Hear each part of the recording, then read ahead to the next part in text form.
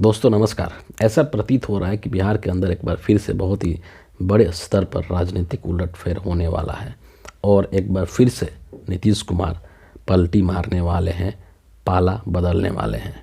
इसके पीछे कई सारे ऐसे ठोस कारण हैं जिसके आधार पर ये कयास लगाई जा रही है और इसकी चर्चा चल रही है बिहार की राजनीति के अंदर।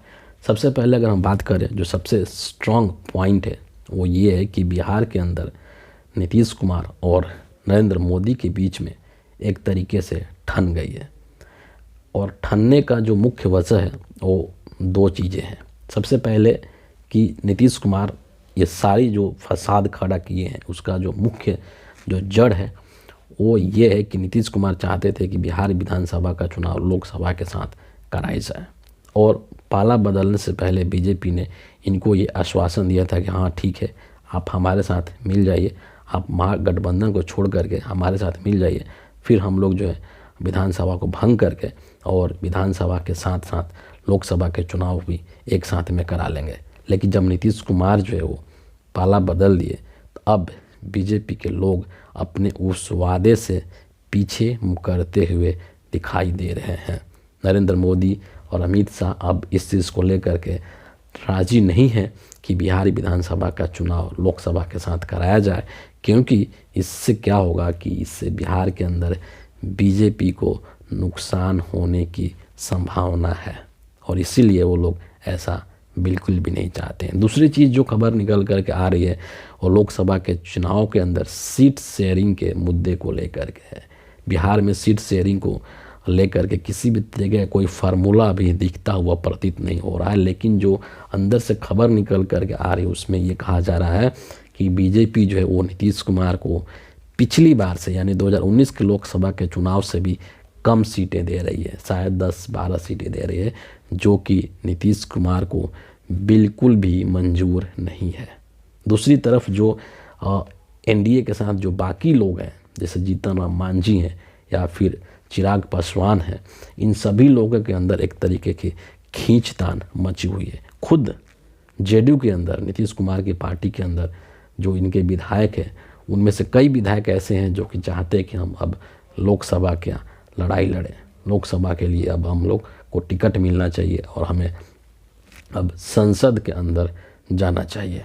वैसी स्थिति में नीतीश कुमार के साथ बिहार में बहुत ही एक तरीके से नकारात्मक घटित हो रही हैं घटनाएं, जिससे कि नीतीश कुमार अंदर ही अंदर बहुत ही परेशान है और ऐसा लग रहा है कि एक बार फिर से वो अपना मन बना रहे हैं धीरे धीरे कि भैया हम दोबारा से लोकसभा के चुनाव से पहले ही एक बार पलटी मार दें। नीतीश कुमार के सबसे जो बड़ा संकट है इस वक्त में वो अपनी पार्टी को बचाने का है। बिहार के अंदर अपनी पार्टी को सबसे लार्जेस्ट पार्टी बनाने का है, बिहार विधानसभा के अंदर अपनी पार्टी का स्ट्रेंथ बढ़ाने का है और इसीलिए वो चाहते हैं कि बिहार विधानसभा और लोकसभा का चुनाव एक साथ में कराया जाए। लेकिन विडंबना ये है कि इस चीज़ के लिए कोई तैयार नहीं है, ना तो आरजेडी तैयार थी, ना नरेंद्र मोदी तैयार है और ना ही जेडीयू के जो विधायक हैं वो तैयार हैं।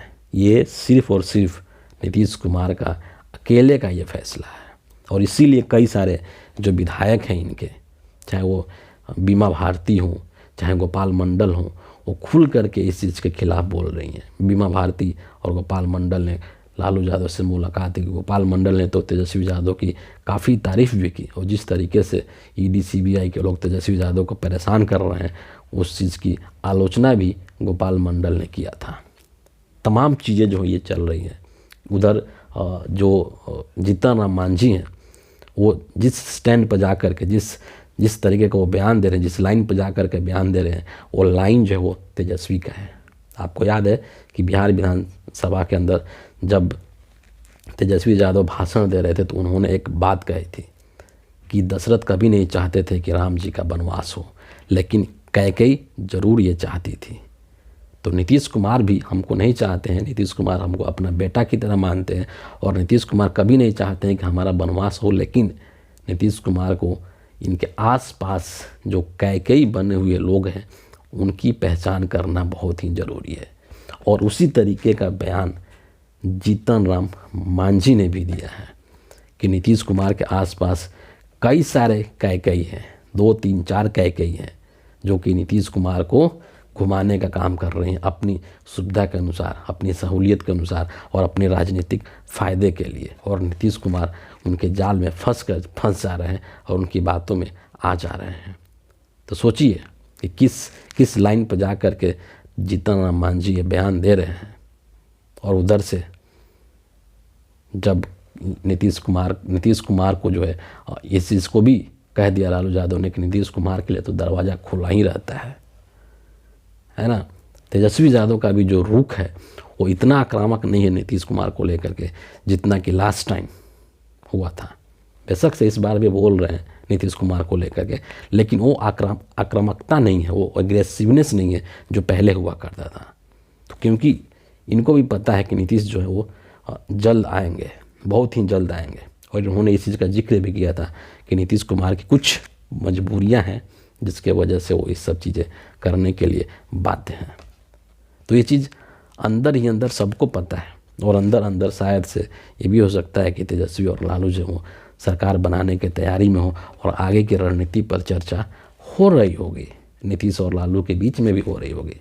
और ये चीज़ें अगर होती है तो जाहिर तौर पर मोदी के लिए ये चीज़ें बहुत ही निराशाजनक होंगी, मोदी के बेचैनी को और बढ़ाने वाली होगी। दूसरी तरफ इस बार जब से नीतीश कुमार ने पाला बदला है तो उसको लेकर के बिहार के अंदर नीतीश कुमार के लिए अच्छी खासी नाराज़गी हो गई है लोगों के अंदर, खासकर युवाओं के अंदर, क्योंकि रोज़गार के मुद्दे पर बिहार का जो युवा है वो तेजस्वी के साथ एक स्वर में खड़ा होता हुआ दिखाई दे रहा है। अभी जो तेजस्वी यादव के जो जन विश्वास यात्रा चल रही है उसके अंदर जिस तरीके का भीड़ उमड़ रहा है उसको देख करके नीतीश कुमार की भी हालत ख़राब हो रही है और नरेंद्र मोदी की भी हालत ख़राब हो रही है। तो चूँकि नीतीश कुमार को पता है कि हम तो पाला बदल लेंगे तो हमारा काम बच जाएगा, है ना, लेकिन नरेंद्र मोदी नहीं बच पाएंगे। ऊपर से एक और चीज़, बिहार के जो भोजपुरी इंडस्ट्री है, हिंदुस्तान का फिल्म इंडस्ट्री भोजपुरी है, उसमें जो एक बड़े स्टार हैं भोजपुरी इंडस्ट्री का मेगा स्टार कहिए खेसारी लाल यादव, वो खुल करके तेजस्वी के पक्ष में आ गए हैं और तेजस्वी के लिए यहाँ तक गाना भी गाया और यहाँ तक बोल दिया कि तेजस्वी जब आएगा तो आग लगा देगा। आपको ये सब जो चीज़ें हैं, ये सब चीज़ें बिहार के अंदर राजनीति के बदलते हुए हवा को दिखाता है कि बिहार के राजनीतिक रुख में किस तरीके से बदलाव आ रहा है। उन सभी चीज़ों को ये घटनाक्रम अंकित करता है। और जैसा कि मैंने अभी कहा कि बिहार के अंदर कई सारे ऐसे नेता हैं, जेडीयू के विधायक हैं जो कि लोकसभा का चुनाव लड़ना चाहते हैं। अभी कुछ दिन पहले ही बिहार विधानसभा के जो उपाध्यक्ष हैं महेश्वर हजारी, उन्होंने इस्तीफा दे दिया। ये सारी जो चीज़ें, ये सारे जो घटनाक्रम हैं, जो पॉलिटिकल डेवलपमेंट्स चल रहे हैं बिहार के अंदर, वो सब चीज़ें इस चीज़ का कहीं ना कहीं इस चीज़ की ओर इशारा करती है कि बहुत ही जल्द एक बार फिर से बिहार के अंदर राजनीतिक उलट फेर होने वाला है। राजनीति के अंदर फिर से एक बार हेरा फेरी होने वाली है और उसके केंद्र में नीतीश कुमार होंगे, क्योंकि वही इधर उधर पाला बदलते हैं। ये बात भी आपको पता है। इंतज़ार करना पड़ेगा अगले 10 दिन या 15 दिन के लिए कि क्या होता है। हो सकता है कि 15 मार्च से पहले कुछ घटित हो जाए बिहार के अंदर और पता चलेगा कि जिस मंशा के साथ नरेंद्र मोदी नीतीश कुमार को लेकर के आए थे, नरेंद्र मोदी के उन उम्मीदों पर पानी फिर गया। इस चीज़ की भी एक प्रबल संभावना जताई जा रही है। देखते हैं क्या होता है। आप भी देखिए, आप भी नज़र बनाए रखिए और हम भी उस पर नज़र बनाए रख रहे हैं किस तरीके का पॉलिटिकल डेवलपमेंट बिहार के अंदर हो रहा है। तो फिलहाल इस वीडियो के लिए इतना ही है। आप सभी का बहुत बहुत धन्यवाद।